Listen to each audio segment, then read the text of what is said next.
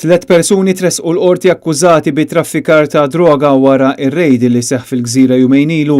It-tlet irġiel inżammu taħt arrest b'wieħed minnhom jintbagħat l-Isptar Monte Carmeli. Is-Serbi Zvetko Zivkovic u Čelić Zvonko flimkien mal-Malti Mark Kassar tresqu quddiem il-Maġistrat Audrey Demikoli li ċaħdet it-talba l-ħelsien mill-arrest. Fil-każ ta' Kassar li huwa minħal qormi, l-avukati Joe Giglio u Roberta Bonello ma talbux il-ħelsien mill-arrest f'dan l-istadju u intbagħat fit-taqsima ta' Monte Carmeli minħabba problemi mediċi li għandu. Zivkovic li għalih qed jidher l-avukat Manuel Mallija qed ikun akkużat b'komplott biex jimporta droga ecstasy u l-bejħ tal-ħaxixa.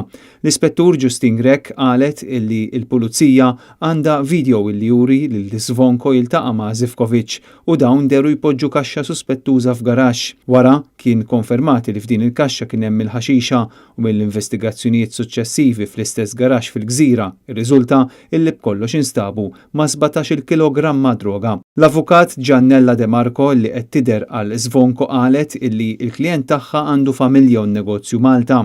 Hija insistiet li għandu rekord kriminali nadif.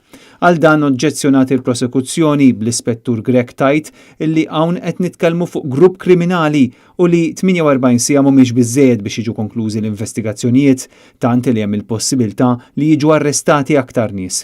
Il-qorti f'dan l-istadju ċaħdet il-libertà proviżorja.